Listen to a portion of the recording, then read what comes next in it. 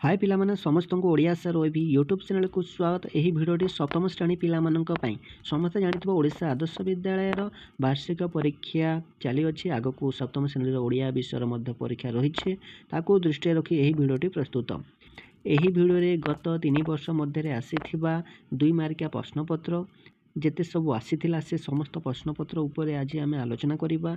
एइथिरे मोट 37टी प्रश्न रही जहाँकि गत 3 वर्ष मध्य आसीथिला 2023-24-25 यह शिक्षा वर्ष आसीथिला। आगो को यही प्रश्न गुड़िक रिपीट हो पारे पिला माने, तेणु तुम मन देकी देखिबो सुनिबो एवं निज खातार मध्य नोट करिवो। आगरो 100टी एमसीक्यू प्रश्न मध्य शेयर करछि, तार लिंक मध्य डिस्क्रिप्शन रे अछि, तुम पाई परिबो। एही भिडियोटी भलो लागले पिला माने लाइक कर दबो, केमते लागला निश्चित भाव में कमेंट रे जणाइबो। चैनल को नुआ आसीथिले सब्सक्राइब कर दबो।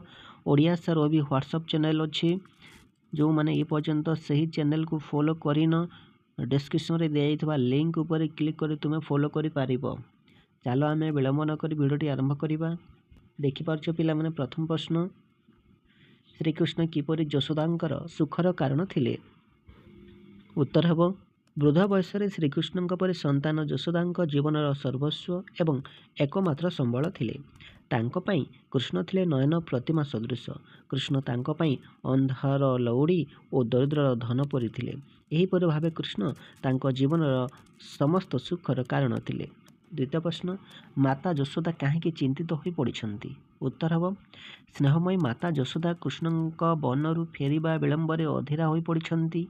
प्रत्यह संध्या पूर्वरु कृष्ण गोचारणरू फेरी आसंती, किंतु से दिन संध्या अतिक्रांत हो जाइछि, तेणु माता यशोदांक मन भय और नाना आशंकार विव्रत हो पड़िछि। तृतीय प्रश्न, श्रमण सन्यासी माने खंडगिरी रे कौन करुछंती बोली कवि वर्णना करिछंती? उत्तर सन्यासी माने खंडगिरी गुंफा मानकरे एकत्रित होई धर्मतत्व आलोचना रे व्यस्त रहिबार दृश्य कवि निज कल्पना नेत्र रे देखिछंती। अहिंसा परम धर्म, जहाँकि बौद्ध धर्मर मूल मंत्र, सही तत्व उपरे आलोचना करने कथा कवि वर्णना करिछंती। नंबर 4, कवि खंडगिरी को देखि काहेकि चिंतामग्न हो पड़िछंती? उत्तर एठारे थिबा गुंफा, मंदिर, राणीहंसपुर और राजप्रासाद इत्यादि विलुप्त प्राय हेबाकू बसिलाणी। जन्मभूमिर उज्जवल अतीतर गौरवराजी क्रम विलुप्त अवस्था को गति करुथिबारु कवि चिंतामग्न हो पड़िछंती। परवर्ती प्रश्न, पुओ को माँ प्राचीन ओडिशा विषय कहिबार उद्देश्य कौन? उत्तर प्राचीन ओडिशार बरपुत्र जो माने कि आमर पूर्वपुरुष थिले, से माने कला, साहित्य, कारीगरी, कौशल, धर्म और वीरत्व आदि सब क्षेत्र में शीर्ष स्थान अधिकार करी समग्र विश्व में कीर्ति स्थापन कर जाइछंती। सेमानक आदर्श अनुप्राणित होई आजिर संतान मातृभाषा और मातृभूमिर सम्मान रक्षा दिगरे ब्रती हेबा संगे विश्व वंदित हेउ, यह कामना करी माँ प्राचीन ओडिशार गौरव संपर्क में वर्णना करिछंती। 6 नंबर, ओडिशार 3टी प्राचीन मंदिर नाम लेख। उत्तर पुरीर विश्व प्रसिद्ध जगन्नाथ मंदिर, कोणार्कर सूर्य मंदिर, भुवनेश्वर लिंगराज मंदिर, खिचिंगर किचकेश्वर मंदिर ओडिशार प्राचीन मंदिर मानक मध्य अग्रगण्य।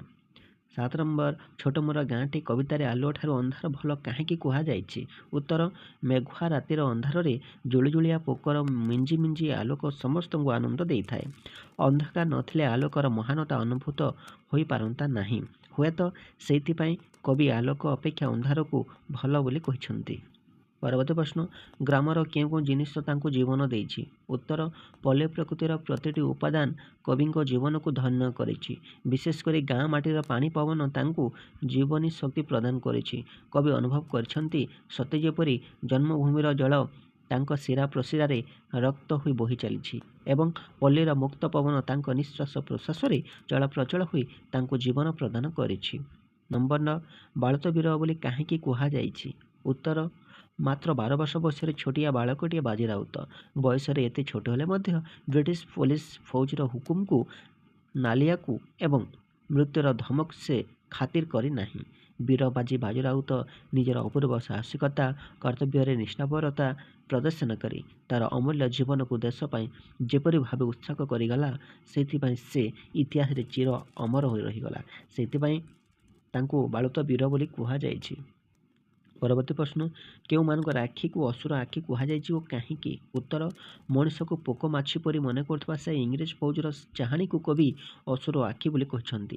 ସେମାନଙ୍କର ଅମାନୁଷିକତା ବର୍ବରତାକୁ ଲକ୍ଷ୍ୟ କରି କବି ସେମାନଙ୍କୁ ଅସୁର ଭାବେ ଅଭିହିତ କରିଛନ୍ତି। ସେମାନଙ୍କ ଚାହାଣୀରେ କ୍ରୂରତା ଓ ନିଷ୍ଠୁରତା ଭରି ରହିଥିଲା। ପରବର୍ତ୍ତୀ ପ୍ରଶ୍ନ, ମଣିଷକୁ କ୍ଷୁଦ୍ର ବୋଲି କୁହାଯାଇଛି କାହିଁକି? ଏହି ସୃଷ୍ଟିରେ ଏପରି ଜୀବ ଚଳପ୍ରଚଳ ହୁଅନ୍ତି ଯେଉଁମାନେ ମନୁଷ୍ୟ ତୁଳନାରେ ଆକାର ଦୃଷ୍ଟିରୁ ବହୁତ ବଡ଼। ଉଭୟ ଜଳ ଓ ସ୍ଥଳଭାଗରେ ମାନବଠାରୁ ବହୁଗୁଣ ଶକ୍ତିଶାଳୀ ଜୀବ ରହିଛନ୍ତି। ତେଣୁ ମାନବକୁ କ୍ଷୁଦ୍ର ବୋଲି କୁହାଯାଇଛି। 12 ନମ୍ବର, ଛୋଟରୁ ବଡ଼ ହେବାର 3ଟି ଦୃଷ୍ଟାନ୍ତ ଦିଅ। ଉତ୍ତର, ଆକାରରେ ଛୋଟ ଦିଶୁଥିଲେ ମଧ୍ୟ କ୍ଷୁଦ୍ର ମଧ୍ୟରେ ମହାନ୍ ଶକ୍ତି ନିହିତ ଥାଏ। ଛୋଟ ଚାରାଗଛଟିଏ ବଢ଼ି ବିଶାଳ ଦ୍ରୁମରେ ପରିଣତ ହୁଏ। କ୍ଷୁଦ୍ର ମାନବ ଶିଶୁ ନିଜର ସାଧନା ଉଦ୍ଯୋଗ ବଳରେ ମହାମାନବ ଭାବେ ଅବତୀର୍ଣ୍ଣ ହୋଇ ଦେଶ ଓ ଜାତିର ଉନ୍ନତି ସାଧନ କରିଥାଏ। କ୍ଷୁଦ୍ର ଏକ ପ୍ରଦୀପ ପ୍ରଜ୍ୱଳିତ ହେଲେ ଅନ୍ଧକାର ଦୂରୀଭୂତ ହୋଇପାରେ। ପରବର୍ତ୍ତୀ ପ୍ରଶ୍ନ, କ୍ଷୁଦ୍ର ମହତ ହୁଏ କିପରି? ଉତ୍ତର, ପ୍ରତ୍ୟେକ କ୍ଷୁଦ୍ର ଭିତରେ ଭବିଷ୍ୟତର ବହୁ ସମ୍ଭାବନା ନିହିତ ଅଛି। ଉପଯୁକ୍ତ ପରିବେଶ, ଯନ୍ତ୍ର, ସାଧନା, ଶକ୍ତି ଓ ଅଧ୍ୟବସାୟ ବଳରେ କ୍ଷୁଦ୍ର ମଧ୍ୟରେ ଥିବା ମହାନତା କ୍ରମେ ବିକଶିତ ହୋଇ ମହାନତାରେ ପରିଣତ କରିଦେଇଥାଏ। ପରବର୍ତ୍ତୀ ପ୍ରଶ୍ନ, ତଟିନୀ କାହିଁକି ଦୁଃଖ ଅନୁଭବ କରିଛି? ଉତ୍ତର, ମଣିଷ ଅବିବେକୀ ଭାବେ ନଦୀ ତୀରସ୍ଥ ବନଭୂମି ଧ୍ୱଂସ କରି ଜନବସତି ଓ କଳକାରଖାନାମାନ ନିର୍ମାଣ କରି ଚାଲିଛି। ଯାବତୀୟ ଅଳିଆ ଆବର୍ଜନାରେ ନଦୀଗର୍ଭ ପୂର୍ଣ୍ଣ କରିବା ସହ କଳକାରଖାନାର ବର୍ଜ୍ୟବସ୍ତୁକୁ ନଦୀରେ ଛାଡ଼ି ତାର ଜଳ ପ୍ରଦୂଷଣରେ ମୁଖ୍ୟ ଭୂମିକା ଗ୍ରହଣ କରିଛି। ତଟିନୀ ନିଜର ପ୍ରାକୃତିକ ଶୋଭା ହରାଇ ଏବଂ ତାର ଅମୃତତୁଲ୍ୟ ଜଳରାଶି କ୍ରମେ ବିଷାକ୍ତ ହୋଇପଡ଼ୁଥିବା ଲକ୍ଷ୍ୟ କରି ଦୁଃଖ ଅନୁଭବ କରିଛି। 15 ନମ୍ବର, ନଦୀକୁ ମାତୃରୂପା ବୋଲି କାହିଁକି କୁହାଯାଇଛି? ଉତ୍ତର, ନଦୀ ମା ପରି ଆମକୁ ଚିରକାଳ ଜଳଦାନ କରି ଆମର ଯତ୍ନ ନେବାରେ ବ୍ୟସ୍ତ ରହିଛି। ନଦୀ ଜଳ ପ୍ରଦୂଷଣ ତଥା ତାର ତଟସ୍ଥ ପରିବେଶକୁ ଯେତେ ନଷ୍ଟ କଲେ ମଧ୍ୟ ସେ ଆମକୁ ମା ପରି କ୍ଷମା ଦେଇ ଆସିଛି। ତେଣୁ ନଦୀକୁ ମାତୃରୂପା କୁହାଯାଇଛି। 16 ନମ୍ବର, ରାବଣକୁ ଦୁର୍ମତି ବୋଲି କହିବାର କାରଣ କ'ଣ? ଉତ୍ତର, ଲଙ୍କାଧିପତି ରାବଣ ଥିଲା ଅତି ଦୁର୍ଦାନ୍ତ ବୀର ଓ ବହୁ ଐଶ୍ୱର୍ଯ୍ୟର ଅଧିକାରୀ। ସେ ବହୁ ଜ୍ଞାନୀ ଥିଲେ ମଧ୍ୟ ମନରେ ଗର୍ବ ଅହଙ୍କାର ପୂରି ରହିଥିବାରୁ ତାର ମତି କଳୁଷିତ ହେଲା ଓ ଚିନ୍ତାଧାରା ବିକୃତ ହେଲା। ପରିଶେଷରେ ସେ ରାମଚନ୍ଦ୍ରଙ୍କ ସୁନ୍ଦରୀ ପତ୍ନୀ ସୀତାଙ୍କୁ ମନ୍ଦ ଉଦ୍ଦେଶ୍ୟ ରଖି ଚୋରାଇ ନେଲା।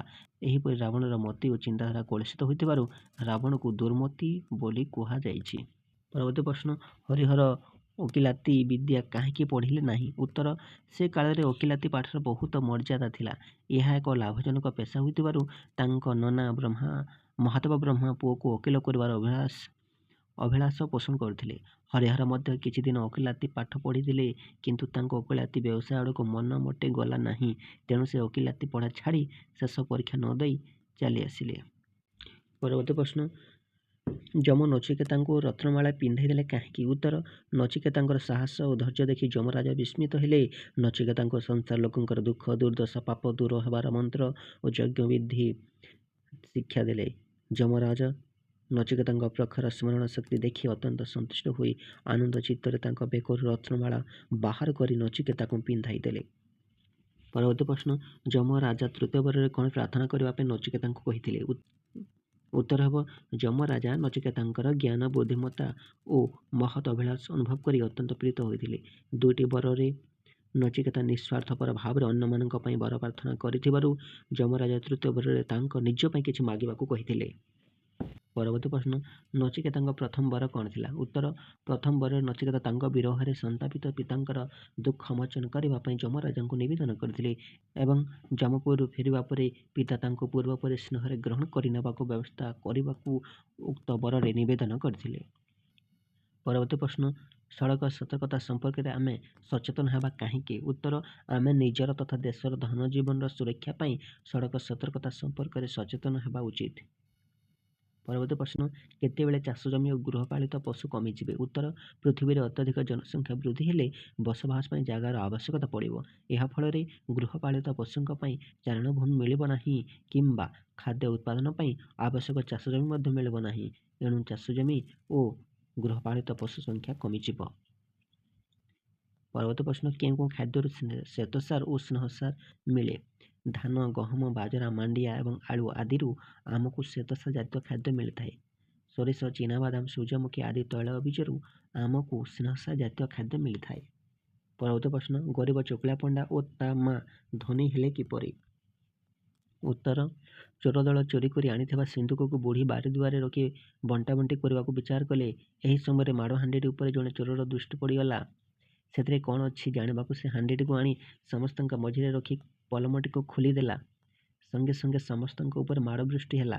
ଏଣୁ ଚୋର ଦଳ ଜୀବନ ବିକଳରେ ପଳାଇଲେ। ବୁଢ଼ୀ ଘରେ ଥାଇ ସବୁ ଶୁଣୁଥିଲା। ଚୋରମାନେ ଯିବା ପରେ ସିନ୍ଦୁକ ଖୋଲି ସେଥିରେ ଧନ ରତ୍ନ ଭର୍ତ୍ତି ହୋଇଥିବା ଦେଖିଲା। ମା ପୁଅ ଧନତକ ଘରକୁ ବହି ଆଣିଲେ। ଏହିପରି ଭାବରେ ଚକୁଳିଆ ପଣ୍ଡା ଓ ତା ମା ଧନୀ ହୋଇଗଲେ।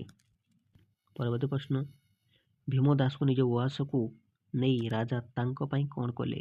ଉତ୍ତର, ରାଜ ଉଆସ ନିର୍ମାଣ କାର୍ଯ୍ୟରେ ଭୀମ ଦାସର ଅବଦାନ ସମ୍ପର୍କରେ ଜାଣିଲା ପରେ ତା ପାଇଁ ରାଜ ଉଆସ ମଧ୍ୟରେ ଏକ ସ୍ୱତନ୍ତ୍ର ଘରର ବ୍ୟବସ୍ଥା କଲେ। ତା ପାଇଁ ନୂଆ ଲୁଗା ଆଣିଲେ ଓ ନୂଆ ଖଟ ତିଆରି କରାଇଲେ। ସେଠାରେ ତାର ଯେପରି କିଛି ଅସୁବିଧା ନ ହୁଏ ସେଥିପାଇଁ ଚାକର ବାକର ମଧ୍ୟ ଖଞ୍ଜିଦେଲେ। ସେଠାରେ ଭୀମ ଦାସ ରାଜ ସମ୍ମାନ ସହ ରହିବା ପାଇଁ ରାଜା ସମସ୍ତ ବ୍ୟବସ୍ଥା କରିଥିଲେ। ପରବର୍ତ୍ତୀ ପ୍ରଶ୍ନ, ଭୀମ ଦାସ ରାଜ ଉଆସରେ ରହିଲା ନାହିଁ କାହିଁକି? ଉତ୍ତର, ଭୀମ ଦାସ ମଧୁପୁରଗଡ଼ ଜଙ୍ଗଲ ପାହାଡ଼ ଭିତରେ ଯନ୍ତ୍ରବତ୍ ଦିନ ରାତି ଜଙ୍ଗଲ ସଫାଇ ଓ ପଥର କଟା କାର୍ଯ୍ୟରେ ନିଯୁକ୍ତ ରହିଥିଲେ ମଧ୍ୟ ବଣର ଫଳମୂଳ ଆହାରରେ ଜୀବନ କଟାଇ ଓ ପଥର ଚଟାଣରେ କ୍ଳାନ୍ତି ମେଣ୍ଟାଇ ସେ ଆନନ୍ଦରେ ଥିଲା। ତେଣୁ ଚାକର ବାକର ଗହଣରେ ବିଳାସପୂର୍ଣ୍ଣ ଗୃହରେ ସେ ଅଣନିଶ୍ୱାସୀ ହୋଇ ପଡ଼ିଲା। ତେଣୁ ସେ ରାଜ ଉଆସରେ ରହିଲା ନାହିଁ। ପରବର୍ତ୍ତୀ ପ୍ରଶ୍ନ, ଓରିଲି ଓ ଇଂରେଜ ଯୁବକଙ୍କୁ କାହିଁକି ମହନୀୟ ଚରିତ୍ର କୁହାଯାଇଛି? ଉତ୍ତର, ଓରିଲି ଦୁର୍ଘଟଣାସ୍ଥଳରେ ପହଞ୍ଚି ଦୁଇ ଆହତ ମୁମୂର୍ଷୁ ଯାତ୍ରୀଙ୍କ ପାଇଁ ଆଶୁ ଚିକିତ୍ସା ଓ ସେବାର ବ୍ୟବସ୍ଥା କରି ସେମାନଙ୍କୁ ନିଶ୍ଚିତ ମୃତ୍ୟୁମୁଖରୁ ରକ୍ଷା କରିଥିଲେ। ସେହିପରି ଦୁର୍ଘଟଣାରୁ ବର୍ତ୍ତି ଯାଇଥିବା 3 ଆହତ ଯାତ୍ରୀଙ୍କ ମଧ୍ୟରୁ ସାଥୀଦ୍ୱୟଙ୍କ ସାହାଯ୍ୟ କରିବାକୁ ଯାଇ ଇଂରେଜ ଯୁବକ ଜଣକ ନିକଟସ୍ଥ ଜନବସତି ଅଞ୍ଚଳକୁ ଯାଉଥିବା ବେଳେ ବନ୍ଧର ଗିରିପଥ ମଧ୍ୟରେ ପୁନର୍ବାର ଦୁର୍ଘଟଣାର ଶିକାର ହୋଇ ମୃତ୍ୟୁବରଣ କରିଥିଲେ। ଓରିଲି ଓ ଇଂରେଜ ଯୁବକଙ୍କ ଏହି ତ୍ୟାଗ, ମାନବିକ ମୂଲ୍ୟବୋଧ ଓ ଅପୂର୍ବ ସାହସିକତା ଯୋଗୁଁ ଉଭୟଙ୍କୁ ଏକ ମହନୀୟ ଚରିତ୍ର କୁହାଯାଇଛି। ପରବର୍ତ୍ତୀ ପ୍ରଶ୍ନ, ଦୋକାନୀ ଜଣକ ମନେ ମନେ କାହିଁକି ଲଜ୍ଜିତ ହେଲେ? ଉତ୍ତର ହେବ, ଦୋକାନରେ ମହଜୁଦ ଥିବା ଚନ୍ଦନ କାଠ କିପରି ବିକ୍ରି ହେବ ସେ ବିଷୟରେ ଚିନ୍ତିତ ଥିବା ବ୍ୟବସାୟୀ ମନ୍ତ୍ରୀଙ୍କ ନିକଟରୁ ରାଜାଙ୍କ ଇଚ୍ଛା ସମ୍ପର୍କରେ ଜାଣିଲା ପରେ ମନେ ମନେ ଖୁବ୍ ଲଜ୍ଜା ଅନୁଭବ କଲେ। ଅକାରଣେ ରାଜାଙ୍କ ଅକାଳ ମୃତ୍ୟୁ କାମନା କରୁଥିବାରୁ ସେ ନିଜକୁ ସ୍ୱୀକାର କରିବାକୁ ଲାଗିଲେ। ଏପରି ଦୟାଳୁ ରାଜାଙ୍କ ସମ୍ପର୍କରେ ଏଭଳି ଖରାପ ଭାବନା ମନରେ ପୋଷଣ କରୁଥିବାରୁ ସେ ଅନୁତାପ କରିବାକୁ ଲାଗିଲେ।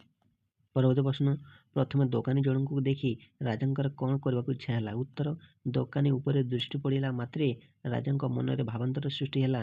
ବିନା କାରଣରେ ସେ ଦୋକାନୀ ଉପରେ ବିରକ୍ତ ହୋଇ ଉଠିଲେ। ଦୋକାନୀ ପ୍ରତି ତାଙ୍କ ମନରେ କ୍ରୋଧ ଓ ଘୃଣା ଭାବ ସୃଷ୍ଟି ହେଲା। ସେ ଏପରି ବିରକ୍ତ ହୋଇପଡ଼ିଲେ ଯେ ସିପାହୀ ପଠାଇ ଦୋକାନୀକୁ ଗିରଫ କରିବା ସହ ଫାଶୀ ଖୁଣ୍ଟରେ ଝୁଲାଇ ଦେବାକୁ ମଧ୍ୟ ତାଙ୍କ ମନରେ ଇଚ୍ଛା ଜାତ ହେଲା। ପରବର୍ତ୍ତୀ ପ୍ରଶ୍ନ, ସଞ୍ଜବେଳେ ମା ଦୁଇ ଭଉଣୀଙ୍କୁ କି କି କଥା ଶୁଣାଉଥିଲେ? ରମାଦେବୀଙ୍କ ମା ସଞ୍ଜବେଳେ ପୂଜା କାମ ସାରି ଦୁଇ ଭଉଣୀକୁ ବିଭିନ୍ନ ଗପ ଶୁଣାଉଥିଲେ। ସେଥିରେ ସେ ପିଲାଙ୍କ ଆଗରେ ବର୍ଣ୍ଣନା କରାଯାଇ ପାରିବା ଭଳି ରାମାୟଣ ଓ ମହାଭାରତ ବିଭିନ୍ନ ଚରିତ୍ର ବିଷୟରେ କହୁଥିଲେ। ଏହାଛଡ଼ା ସେ ଭାରତର ଐତିହାସିକ ଘଟଣା, ଆନନ୍ଦମଠ, ଦେବୀ ଚୌଧୁରାଣୀ, ରାଣା ପ୍ରତାପ ଓ ରବୀନ୍ଦ୍ରନାଥଙ୍କ ଗପ ମଧ୍ୟ ଶୁଣାଉଥିଲା। ପରବର୍ତ୍ତୀ ପ୍ରଶ୍ନ, ରମାଦେବୀଙ୍କ ଉପରେ ଶ୍ରୀ ଅରବିନ୍ଦଙ୍କର କି ପ୍ରଭାବ ପଡ଼ିଲା? ଉତ୍ତର, ରମାଦେବୀ ପିଲାଦିନରୁ ଶ୍ରୀ ଅରବିନ୍ଦଙ୍କ ସ୍ୱଦେଶ ପ୍ରେମ କଥା ଶୁଣି ଆସିଥିଲେ।